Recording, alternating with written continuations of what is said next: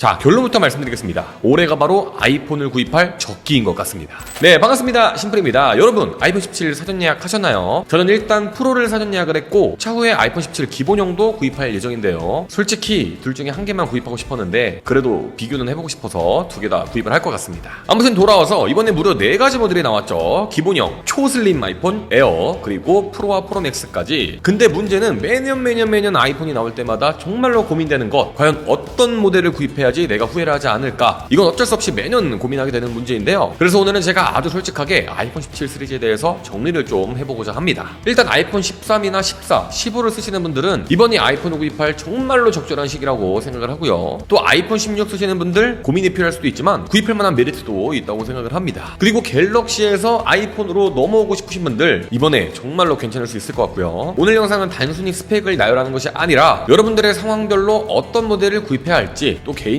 추천드리는 모델은 어떤 것들이 있을지 아주 자세히 이야기해보는 시간 가져보도록 하겠습니다. 그리고 아직도 구독 안 하고 보시는 분들 너무나도 많은데 에어팟을 드리는 구독자 이벤트도 진행 중입니다. 구독 꼭 눌러주시고 시청해주시면 감사할 것 같습니다. 그럼 바로 시작해볼까요? 자, 먼저 가격을 정리해야죠. 이번에는 전반적으로 인상은 있었습니다. 일단 아이폰 17 기본형 129만원부터 시작합니다. 표면적으로 보면 전작보다 14만원 인상이지만 기본 용량이 128에서 256으로 올랐기 때문에 256GB 기준으로는 거의 안 올랐다고 봐도 될 듯한 수준이고요. 다만 128기가의 저렴한 가격을 원하시는 분들에게는 조금 아쉬울 수도 있겠죠. 에어는 새로운 라인업이고요. 159만원부터 구입이 가능합니다. 프로는 179만원으로 전작보다 무려 24만원 인상되는데 마찬가지로 256GB로 기본 용량이 증가가 됐고요. 다양한 변점이 있다고 생각하지만 프로의 시작 가격이 거의 180만원. 야, 진짜 너무 비싸죠. 거기에 프로맥스는 199만원. 진짜 어이없다 너네. 200만원에서 만원 빼준 다음에 프로맥스는 100만원대입니다. 뭐 이런 거냐? 너무 비싸다 솔직히. 전체적으로 봤을 때 야, 아이폰 너무 비싸다 이런 생각 당연히 하실 텐데 그럼에도 불구하고 꽤 실속 있는 모델도 분명히 있었습니다.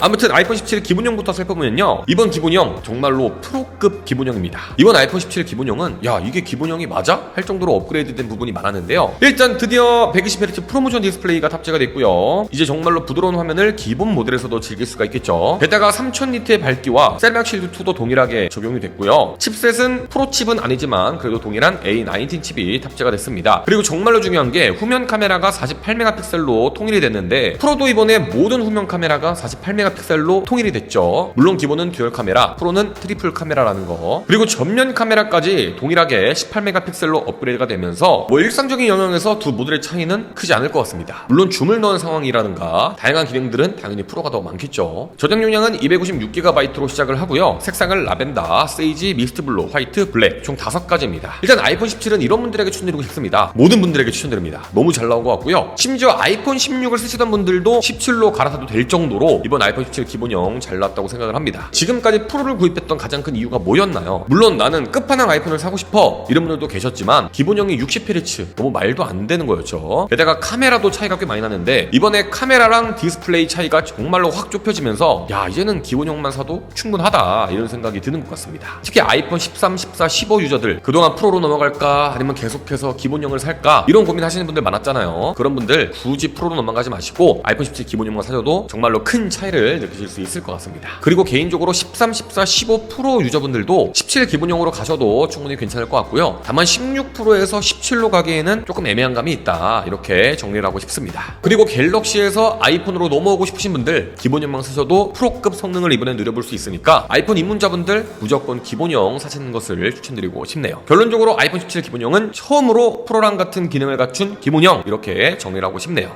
자, 다음은 아이폰 17 에어입니다. 아이폰 17 에어는 이렇게 이야기를 하고 싶어요. 로망이냐 현실이냐 이렇게 정리할 수 있을 것 같은데요. 일단 나는 역대급으로 얇은 아이폰 너무 신기해 무조건 사고 싶어 하시는 분들은 당연히 구입하셔야죠. 하지만 함정이 있습니다. 자, 일단 두께는 5.6mm로 역대 가장 얇은 아이폰입니다. 그리고 정말로 가볍죠. 디스플레이는 6.5인치의 120Hz가 들어가면서 아쉬울 게 없을 것 같고요. 프레임은 티타늄이 들어가면서 고급스러운 느낌을 가지고 있습니다. 칩셋도 A19 프로 탑재가 되면서 프로급 성능을 보여줄 것 같은데 GPU 코어가 한 개 빠진 컷칩이라는 거, 이게 바로 첫 번째 함정이죠. 그리고 카메라도 48메가픽셀로 정말로 부족함이 없어 보이지만 싱글 렌즈입니다. 사실 프로에서 기본용으로 갔을 때 트리플 렌즈에서 듀얼 렌즈로만 가도 차이가 꽤 심한데 제가 예전에 아이폰 16E를 썼을 때 싱글 렌즈가 생각보다 괜찮은 부분도 있었지만 또 생각보다 아쉬운 점이 많았거든요.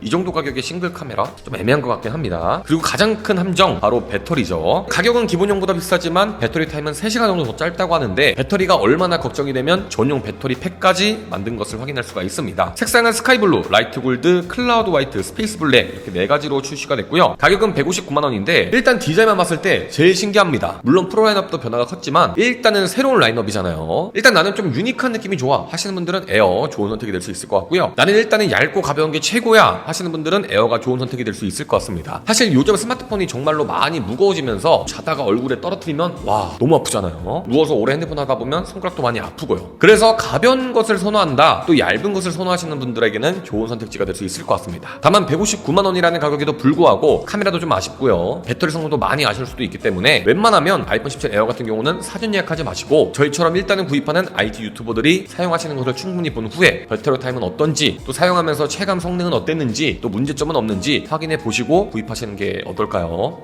자, 마지막으로 프로와 프로 맥스입니다. 여전히 끝판왕 전문가용 아이폰인 것은 사실입니다. 다만 새로운 인덕션도 아닌 것 같아. 싱크대 같은 카메라 섬이 적용이 됐고요. 이번에는 티타늄이 아닌 알루미늄 유니바디가 탑재가 됐죠. 또 48메가픽셀로 트리플 카메라가 모두 통일이 되면서 역대급 카메라 성능을 보여줄 것으로 예상이 되고요. 8배 광학줌까지 이용이 가능하죠. 그리고 당연히 끝판왕 성능의 A19 프로 칩, 그리고 베이퍼 챔버 쿨링 시스템이 탑재가 되면서 발열 관리도 대폭 개선이 됐습니다. 그리고 이번에 중요한 게 프로와 프로맥스의 차이가 사실상 크기밖에 없다는 거. 프로맥스와 프로를 고민할 때는 그냥 화면 크기만 보시면 되겠죠. 색상은 실버, 코스믹, 오렌지, 딥블루 이렇게 출시가 됐고요. 가격은 프로가 179만원, 프로맥스는 199만원부터 시작을 합니다. 그리고 프로 라인업의 가장 큰 메리트는 최대 용량이 크다는 거. 특히 프로맥스는 2TB까지 이용이 가능합니다. 프로와 프로맥스 이번에 디자인도 바뀌었죠. 카메라도 개선이 됐죠. 성능도 좋아졌죠. 소재도 바뀌었죠. 사실 변화점이 정말로 많습니다. 특히 디자인 변한 게 호불호는 많이 갈리지만 그래도 큰 변화점 중 하나잖아요. 문제는 기본형이 너무 잘 나오다 보니까 이번에 비호감 지수가 정말로 급상승하고 있는 것 같습니다. 디자인도 약간 마음에 안 드는데 기본형이 너무 잘 나오다 보니까 괜히 미움을 받는 느낌이랄까요. 가격도 많이 오르기도 했고요. 그래서 이번에는 무조건적으로 프로를 구입하기보다는 내가 카메라를 많이 사용한다, 특히 영상을 많이 찍고 줌을 넣어서 촬영하는 경우가 많다, 이런 분들은 당연히 프로가 좋을 것 같고요. 내가 게임을 좀 많이 하거나 핸드폰이 좀 과부하가 되는 작업을 많이 한다 하시는 분들도 당연히 프로 라인업으로 가는 게 좋겠죠. 그리고 마지막으로 나는 그냥 제일 좋은 게 좋아 하시는 분들은 어쩔 수 없이 프로를 구입하셔야 합니다. 프로가 끝판왕이잖아요.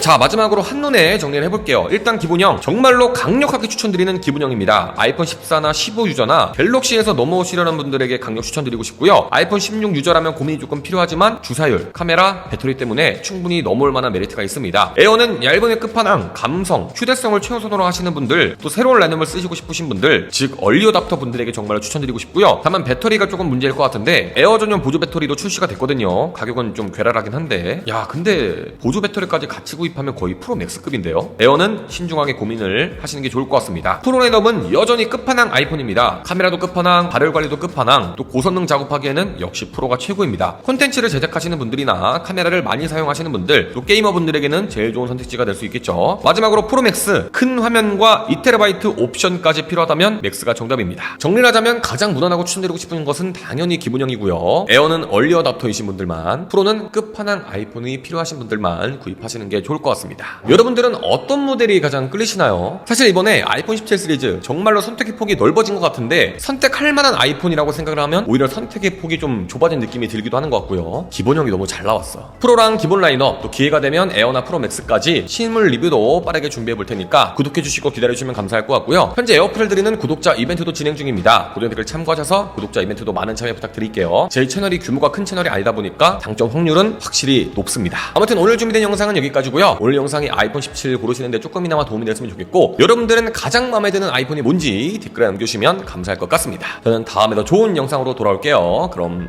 유바.